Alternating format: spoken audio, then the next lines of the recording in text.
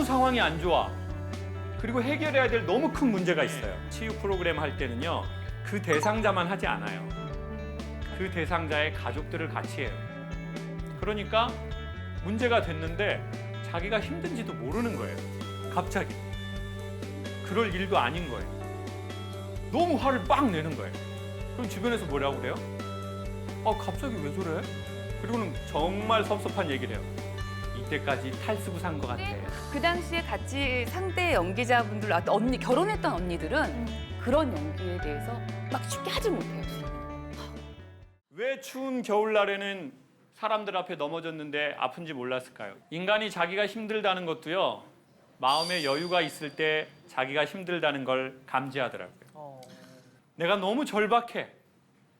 너무 돈도 없고 너무 상황이 안 좋아. 그리고 해결해야 될 너무 큰 문제가 있어요. 그러면 내가 아픈지 몰라요. 맞아. 집안에 우리 가족에 되게 큰 문제를 안고 있는 사람이 있잖아요. 모든 에너지가 이 사람한테 쏠려요. 형제든 부모든. 그러면 상대적으로 나머지 모든 가족들은 자기가 힘든지 잘 몰라요. 왜? 너무 큰 일이 있잖아요. 그러니까 나중에 치유 프로그램 할 때는요, 그 대상자만 하지 않아요. 그 대상자의 가족들을 같이 해요. 왜요? 그 가족들은 소리도 못 냈으니까. 맞아.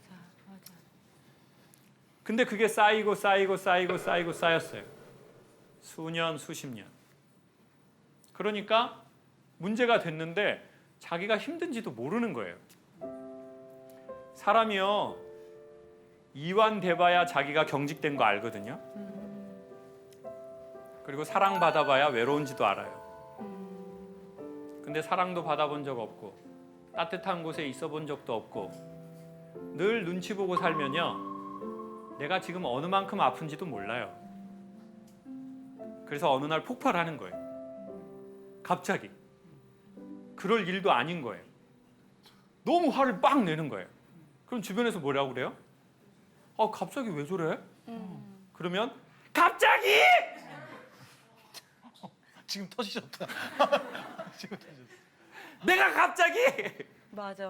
본인 아니에요. 그러면 주변 사람들은 미쳤나 봐. 맞아. 왜 저래? 그리고는 정말 섭섭한 얘기를 해요. 이때까지 탈수부 산 것 같아. 완전 천사탈스 낭만해. 변했어 뭐. 변했어. 안 그러더니. 좀 뜨더니 변했더라고. 그러면 그게 더 화가 나는 거죠.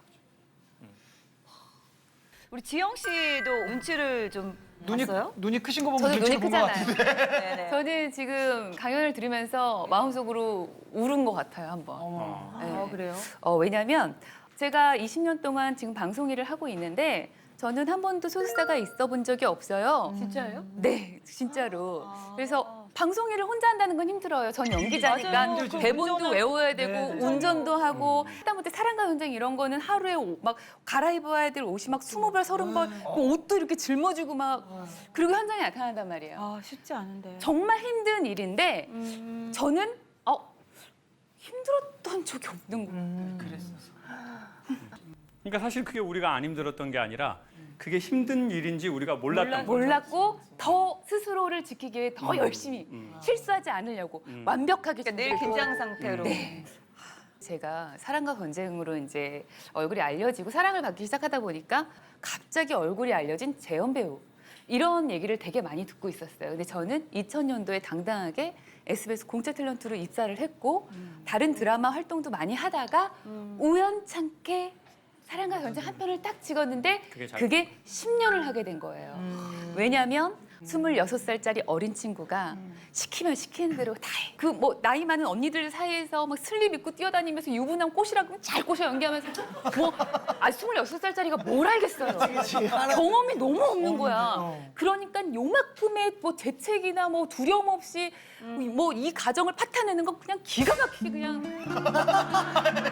그런 연기를 그건 맞아. 인정. 연기를. 망설임 없이 해버린. 근데 그 당시에 같이 상대 연기자분들, 언니 결혼했던 언니들은 그런 연기에 대해서 막 쉽게 하질 못해요. 내 남편한테 이렇게 다가오는 여자가 있으면 내 남편이 흔들릴 수도 있잖아. 이런 연기를 못 하더라고, 거침없이. 몰입하게 되는. 네, 그래서 아가씨고 어렸던 저한테 그런 게 자꾸 멋모르니까 뭐, 네. 할 수 있었던 거죠. 막. 네네네네네. 그렇게 해서 사랑과 전쟁에 눌러 앉은 게 10년. 그런데 어디에 가서 안녕하세요, 배우 민지영입니다. 이 인사를 하기가 되게 어려워요.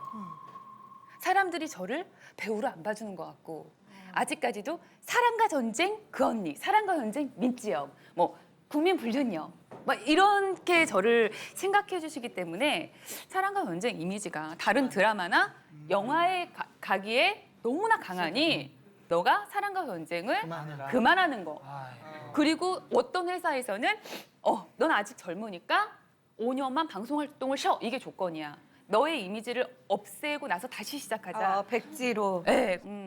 그리고 저한테 막 손가락질을 하시는 분들도 많았거든요. 이제 연기의 캐릭터가 그러다 보니까. 하지만 또 저의 연기를 너무 사랑해 주시고 더불어 저를 너무 아껴 주시고 그분들에게 어떻게 등을 돌려요. 전 그걸 할 수가 없었어요.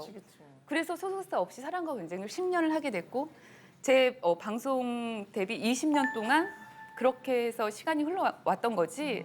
왜 이렇게 이런 거에 눈물이 나지? 아니에요. 아니 그래도 이제 왜냐면은 그 연기한다는 게 그게 종합 예술이잖아요. 네. 조력자를 좀 찾을 수도 있을 것 같아요. 소속사를 안 들어가도. 근데 워낙에 이제 책임감도 있고 본인이 하던 그 루틴이 맞아요. 아니, 있으니까. 제가 보기에는 그죠? 그렇게 매니저 일을 해주시는 분이 있는 게 좋을 것 같더라고요. 왜 그랬냐면 연기에 집중하기 예, 위해서. 예, 그것도 네. 있고 제가 운전을 해서 몇 년을 다닌 거예요.